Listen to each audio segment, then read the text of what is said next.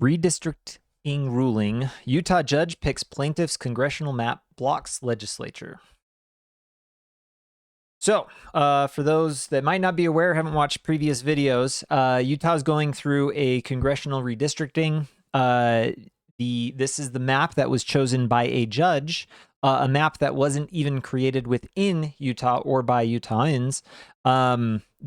Basically, the short version is there was a proposition, Prop 4, that was presented from the people, by the people, to the people, got won by 50.3% of the vote, just a few thousand votes won, saying that we wanted the way for congressional maps to be drawn, to be done by a committee that was selected by various different groups. That committee would then present 5 maps, and Congress would then, and by Congress, I mean Utah's Congress, would select or legislature would select the map that they deemed they wanted.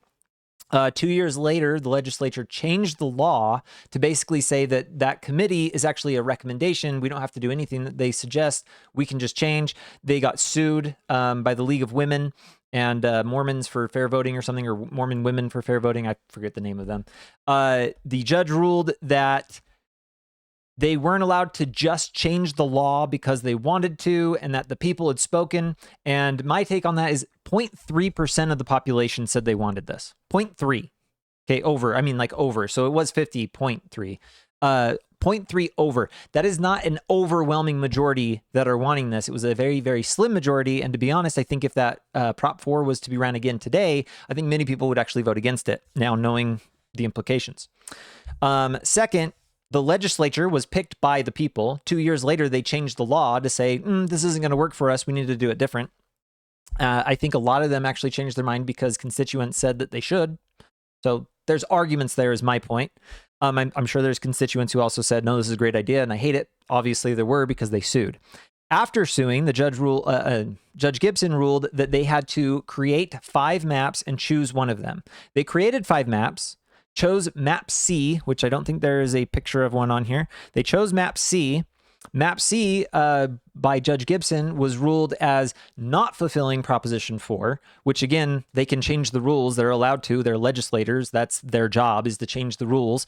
They changed the rules, and she goes, well, it doesn't fit mine, so I'm going to pick for you. I'm going to pick a map that was created outside of Utah, and it's just going to be called Map 1, and that's the map we're going with, which is the map you can currently see.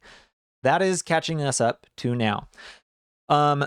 During that process, the legislature said that if the judge were to do anything, then accept the map that they had chosen, they were going to impeach her and or do an appeal, an emergency appeal to the Utah Supreme Court. She waited. I guess at this point, there comes a point where I probably need to read this. I don't see. Yeah, I don't really see it in there. It is in there. Okay, so she chooses a map that the legislature did not pick. Now, my opinion at this point, it's, I guess, kind of my opinion. It's also the facts. The Utah Constitution says the legislature shall pick and decide the map. Now, they can make rules onto how they pick the map. That's fair. But a judge picked a map, not even from the 5. Okay, that's what really upsets me the most. If Judge Gibson was trying to be anything around fair, what she should have done was pick a map from the 5 that they had created, instead of being like, okay, map C is just way too partisan, so I'm going with map D or map E or map A or map B. No, she just picks a random map that someone else created outside of Utah that had no bearing from our legislature. They didn't create this map, and she just goes, we're going to go with that one. How does that make any sense? It doesn't. So here we go. This is where we're at. Bumping all the way up against her deadline to decide what congressional boundaries will govern Utah's 2026 elections, 3rd District Judge Diana Gibson issued a key decision in the state's court-ordered redistricting battle late Monday. In her ruling, Gibson overwhelmingly sided with the plaintiffs in the lawsuit against the Utah legislature, blocking the Republican-controlled legislature's Map C from being used in the 2026 elections, while instead of approving one of the plaintiffs' submitted alternatives, known as Map 1. The legislature's map, she wrote, fails in many ways to comply with Proposition 4. Again, who cares about Proposition 4? That was in 2018. That's 6 years ago. 6 years ago. Laws change. Laws have always changed. We don't go backwards. We go forward in time. Now, you ruled that the rules that they changed in 2020 don't count, but they've made additional rules since 2020, and you never ruled that those rules don't count, and they changed the rules. So you're still wrong. In sum, the record overwhelmingly supports the court's conclusion that Map C exhibits substantial pro-Republican bias.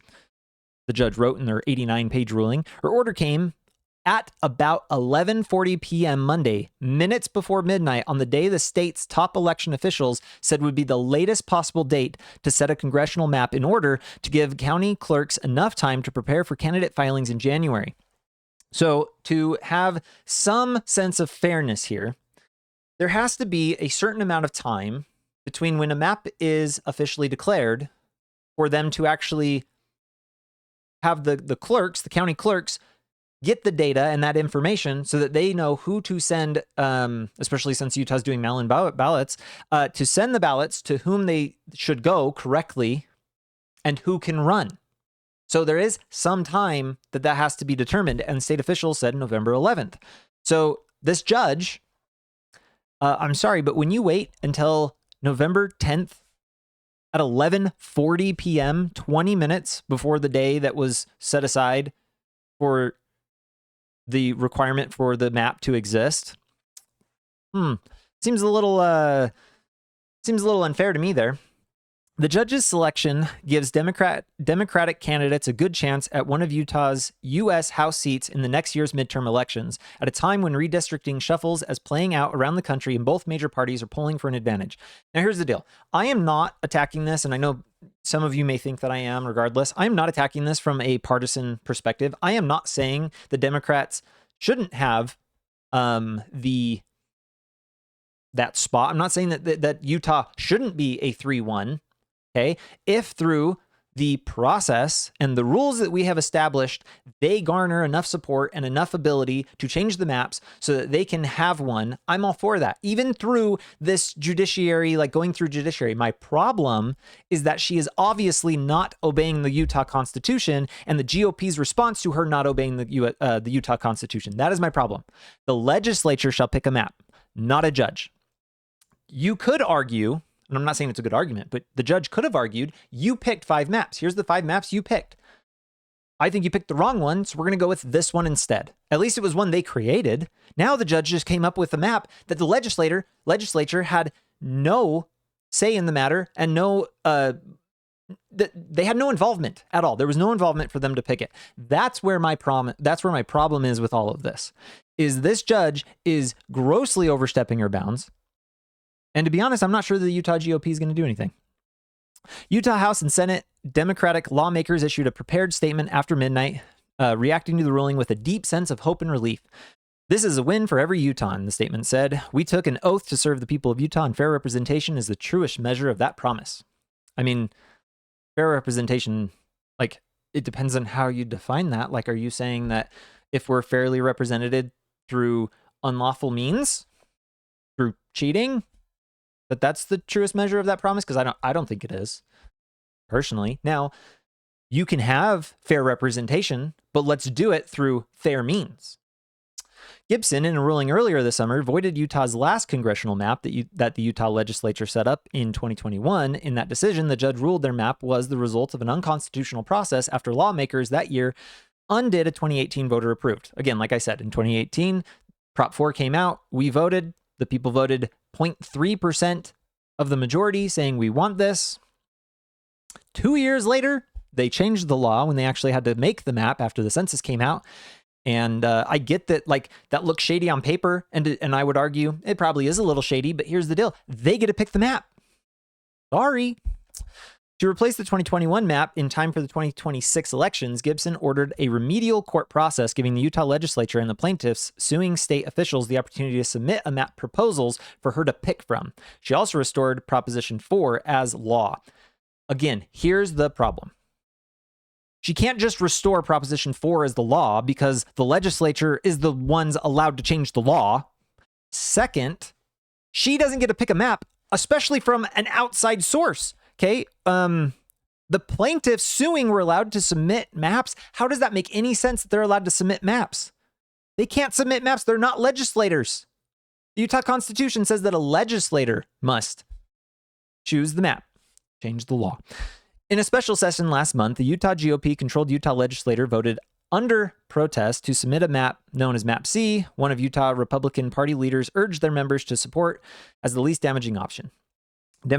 Democrats argued that Map C was the worst choice, especially when paired with the bill, SB 1011, that legislators also voted to approve to require the state's next congressional maps, including the one picked by Gibson, to pass 3 statistical tests meant to bar the maps from favoring one party over another. So here we are. The problem is from all accounts, from what I can see, and I'm not sure if it's in, oh, here is Map C. Okay, this was the map they originally chose. Again, my concern isn't the map that's picked, per se. Okay. Utah legislators could have picked this map. I don't care. My problem is the person who picked the map is the problem. That is my concern. My other concern is it seems like the Utah Republicans, the Utah GOP, they're not going to appeal from the accounts that I can find. I haven't seen any indication that they're appealing. They haven't done it yet, and it's been a good week. Utah's Republican leaders have also said they intend to continue to fight Gibson's ruling in court by appealing. They still haven't submitted that. I don't think they're going to at this point. And again, this is where I'm saying Utah is becoming a very lost cause unless we, the people, actually stand up and vote these people out. And at this point, like, I'm going to vote for the person. I have no idea who they are. I don't know if I can reasonably vote for someone who's already been in power because they're not doing anything. And for those that are doing something, they're not doing what I want them to do. So I probably just need to vote for a person who's running and wants to see change, but isn't capable. And here's the other problem. The people that we're voting for, they're spending far more time working with their close rings of people. Okay. Most of these people are very well networked and they know a lot of people, which means I don't think that they are necessarily like comic book villains twirling their mustache. We're going to take over the world and we're going to win. No, I think that because they're in places of power, they know other people in power. They talk with those people in power. They have similar beliefs and they have similar means, or they have similar wants that will benefit them. So they enact those wants to get benefits. It's that easy. Just a bunch of people being like, hey, you know what would help? We should do this and that would help us out.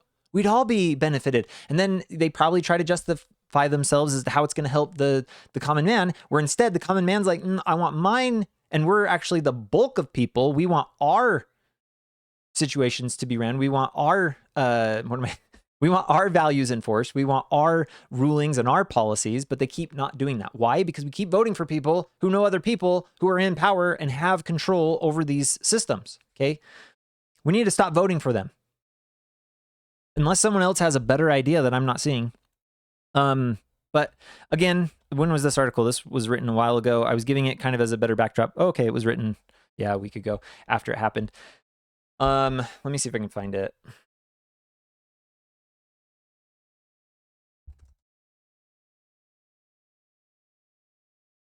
Okay. I had it.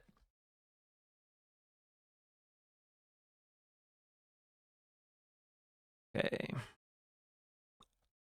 Oh. Being dumb. Go on. There we go. Utah got a new congressional map. The reactions have been swift and pointed. They say swift, but like nothing's really happening.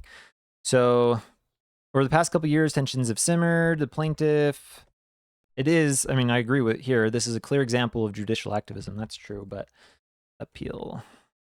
Okay, the only statement from legislative leaders after the ruling didn't address appealing the decision to the higher courts, though it's something they've talked about in the past. Governor Cox issued a statement saying he fully supports an appeal. True. Lieutenant Governor Deidre Henderson, the state's top elections officials, expects the legislature will try an emergency appeal. I thought they would, but unless a court tells her otherwise, she said that the map Gibson approved will be what Utah uses in 2026. The people of Utah deserve an orderly and fair election, and we'll do everything in our power to administer one. Here's my deal right now with all of this. They have to appeal. I don't care about the county clerks. I don't care about the timing. I don't care about the whole idea of them having enough time to figure it out. We created this mess. We are in this mess. We need to solve this mess with actual moral aptitude. If the judge did something wrong, the legislators on moral grounds need to appeal immediately. They need to impeach this judge for judicial overreach and partisanship and whatever they said earlier. I already forgot. I'm sorry. But example of judicial activism. Okay. If that is true, you have to appeal. You must impeach and do the moral thing. And we have to deal with those consequences. If we have to hire extra people to work with the county clerk's offices to be able to get this figured out, we need to do that. We have to figure out the problem and do the right thing. My problem that's going on with Utah, that's going on with our country as a whole, is that no one has any moral character that they are standing on. Most of our congressional people get in, congressmen and congresswomen in the Senate, they get into these positions of power in the legislature and even in local governments. They get in those, and then they do everything they can to continue holding power by just trying to continue to raise money instead of actually doing the moral thing that a lot of them actually wanted to get into politics originally for, but ended up not doing it because no one else is doing it. Okay. You have these new individuals who join Congress. They join these positions of governmental power. They get in and they're like, I'm going to make a difference. And then everyone's like, nope, there's too many barriers. You can't get past it. Go get money, and then you can participate in this game. Okay. My problem is the fact that no one has any moral character, and so everyone gives up, and they make moral justifications as to why they have to play the game so that they can win. But guess what? So far, everyone that's played the game, with very few exception, just end up buying into the game and nothing gets done the way that we expect. We've lost our government, our sense of government, because the people aren't doing what they're supposed to. But here's the deal. It is still a constitution. I still believe it is God-given. I still believe that the people can take charge anytime that they choose to. And the people need to wake up to their awful situation, and they need to do something about it. I'm going to leave it there. If you like what I'm trying to do, go ahead and subscribe, share this video with everybody you know, like the video, and until next time.